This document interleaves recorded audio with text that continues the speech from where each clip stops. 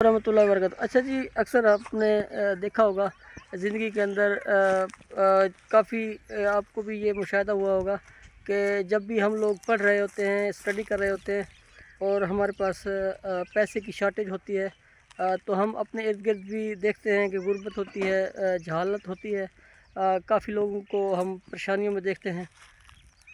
तो फिर हमारी एक सोच होती है, अक्सर लोगों की, दूसरे तीसरे बंदे की तकरीबन ये सोच होती है कि जब मैं सक्सेसफुल हो जाऊंगा, जब मैं कामयाब हो जाऊंगा, जब मेरे पास पैसा आ जाएगा तो फिर मैं अपने ख़ानदान के साथ साथ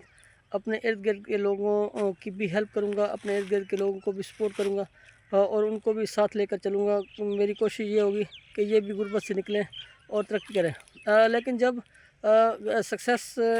आ जाती है, जब पैसा आ जाता है, जब कामयाबी आ जाती है, तो फिर हम ये सोचते हैं कि ये जो हमारी कामयाबी है, ये जो हमारी सक्सेस है, ये हमारी अपनी हिम्मत की मरहून मिन्नत है और हम आगे निकले हैं। तो फिर हम उन लोगों को इग्नोर करना शुरू कर देते हैं और हम अपने आप को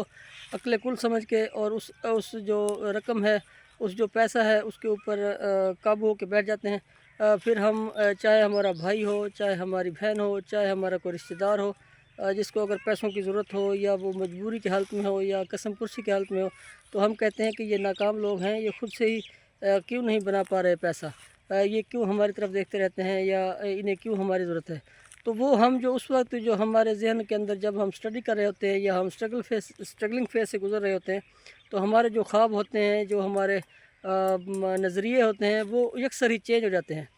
फिर हम सिर्फ यही सोचते हैं कि ये जो पैसा है ये हमारा अपना है, और इसको, और फिर होता क्या है, जब हमारी आखिरत आती है, डेथ हो जाती है,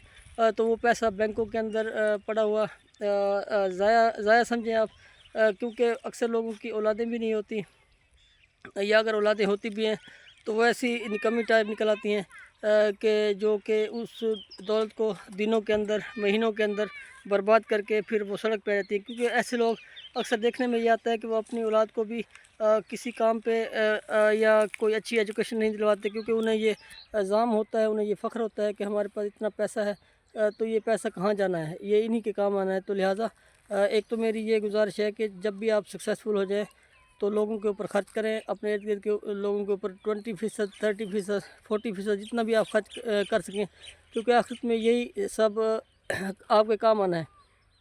इसका अजर सवाब मिलेगा। जो आपका यहाँ रह गया चीज़, वो आपके काम शायद ना आए, क्योंकि औलाद अगर अच्छी होगी, अगर वो अच्छे काम करेगी, कोई मदारस बनाएगी, कोई मसाजिद बनाएगी, या कोई गरीबों की हेल्प करेगी, तो आपको फ़ायदा हो सकता है। या उन्होंने शराब नोशी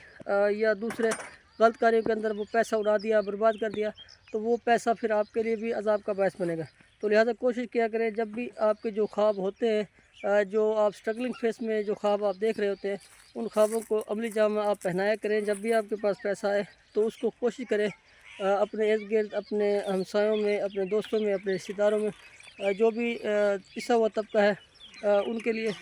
ख़र्च करें। आप देखेंगे कि आपकी ज़िंदगी बड़ी पुरसुकून हो जाएगी, और जब आप आखिरत की तरफ सफ़र करेंगे तो भी आप सुकून की सूरत में, सुकून की हालत में आप जाएंगे, और आप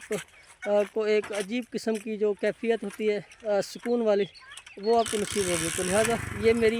ये मेरा व्लॉग है, इसको आगे से आगे आपने शेयर करना है। जहाँ तक कि जो भी लोग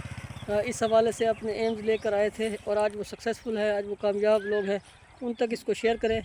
ताकि वो अपने इर्द गिर्द के लोगों की हेल्प करें, उनके ऊपर पैसा खर्च करें,